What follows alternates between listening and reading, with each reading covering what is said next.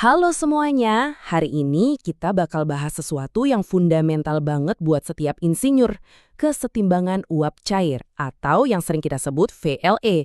Ini tuh fondasi dari banyak banget proses industri loh, mulai dari nyuling minyak mentah jadi bensin sampai bikin spiritus murni. Jadi kalau mau prosesnya efisien, kita harus ngerti banget konsep ini. Oke, langsung aja kita bedah bareng-bareng ya. Kita semua tahu lah ya, air itu mendidih di suhu 100 derajat Celcius. Simple kan? Tapi, coba deh pikirin bensin atau vodka. Keduanya kan campuran ya, proses mendidihnya itu jauh lebih kompleks. Nggak ada tuh yang namanya satu titik didih yang pasti. Loh, kok bisa gitu? Dan yang lebih penting lagi, gimana caranya kita sebagai insinyur bisa menaklukkan kerumitan ini? Nah, ini dia peta perjalanan kita hari ini. Kita bakal mulai dari kenapa VLE ini penting, terus kita lanjut ke apa sih bedanya, dan kita tutup dengan gimana cara kita menghitungnya. Oke, kita mulai dari yang pertama ya. Seringkali, tugas utama kita di rekayasa kimia itu bukan soal nyampurin bahan, tapi justru sebaliknya, misahin dan murniin. Entah itu kita lagi misahin alkohol dari air pas distilasi, atau ngambil saripati dari tanaman, atau bahkan murniin gas alam. Kunci dari semua itu ya cuma satu, memanfaatkan proses penguapan dan kondensasi. Jadi, poin utamanya tuh begini. Kalau kita mau merancang kolom distilasi atau evaporator yang kerjanya efisien, yang hemat energi, kita wajib bisa memprediksi dengan akurat kondisi di mana uap dan cairannya itu seimbang. Menguasai VLE itu artinya menguasai pemurnian. Titik. Oke, sekarang biar kita benar-benar paham VLE, kita harus mulai dari perbedaan yang paling mendasar dulu ya. Apa sih bedanya mendidihkan zat yang murni sama mendidihkan suatu campuran? Nah, ini dia nih yang menarik banget. Coba lihat perbandingannya. Kalau air murni, mau dia menguap atau mengembun, ya suhunya sama persis di situ-situ aja. Tapi kalau campuran, wah ceritanya beda. Komponen yang lebih gampang menguap itu bakal kabur duluan di suhu yang lebih rendah. Terus uapnya harus didinginin lebih jauh lagi, biar komponen yang lebih berat mau ikut mengembun. Inilah inti masalahnya. Kita nggak punya satu titik, tapi kita punya sebuah rentang suhu. Karena kita udah nggak bisa lagi pakai istilah titik didih yang tunggal, kita butuh kata-kata yang lebih presisi.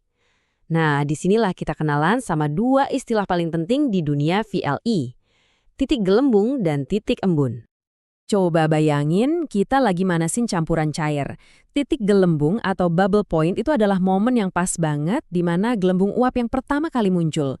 Di detik itu, sistem kita isinya 99,9% masih cairan. Nah, inilah titik start dari proses pendidihan. Sekarang, bayangin kebalikannya. Kita punya wadah isinya uap semua. Terus kita dinginin pelan-pelan. Titik embun atau dew point itu adalah momen yang presisi saat tetesan cairan atau embun pertama kali terbentuk. Di sini, sistem kita 99,9% isinya masih uap. Inilah titik start dari proses kondensasi. Oke, konsepnya udah dapat ya. Sekarang kita masuk ke bagian praktisnya. Gimana cara ngitungnya? Sebenarnya cuma ada 4 tipe masalah VLE yang bakal selalu kita temui, dan ini adalah peta untuk menavigasi semuanya. Anggap aja tabel ini kompas kita. Coba kita lihat baris pertama ya, bubble P.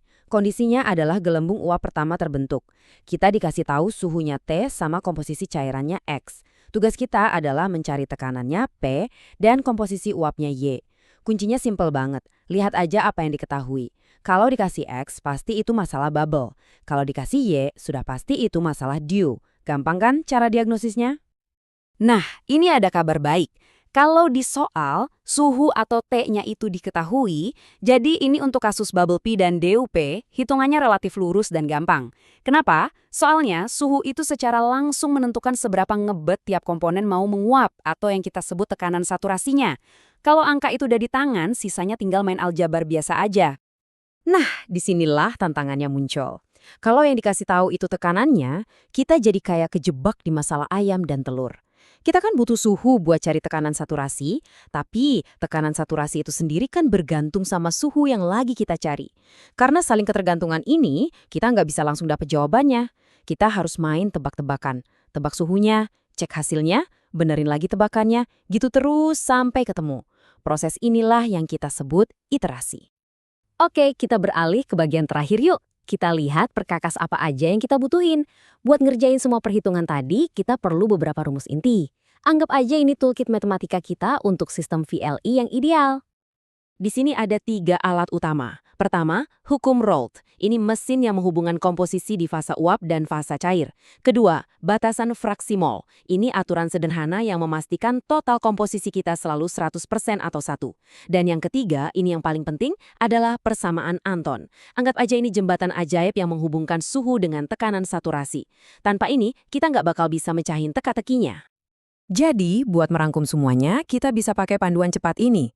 Sebelum ngerjain soal apapun, langkah pertama diagnosis fasanya. Dikasih X, berarti itu bubble point. Dikasih Y, itu dew point. Langkah kedua, diagnosis metodenya. Dikasih suhu, hitungan langsung. Dikasih tekanan, siap-siap iterasi. Dan terakhir, langkah ketiga, jangan pernah lupa, validasi jawaban Anda. Cek lagi, total fraksi mol di akhir, baik X maupun Y, harus pas 1. Ini cara berpikir seorang perancang proses yang presisi. Jadi, kita sudah menempuh perjalanan dari yang tadinya mungkin cuma tahu, sampai sekarang bisa jadi navigator VLA. Petanya sudah ada di tangan Anda, peralatannya juga sudah lengkap. Pertanyaannya sekarang adalah, proses apa yang akan Anda rancang?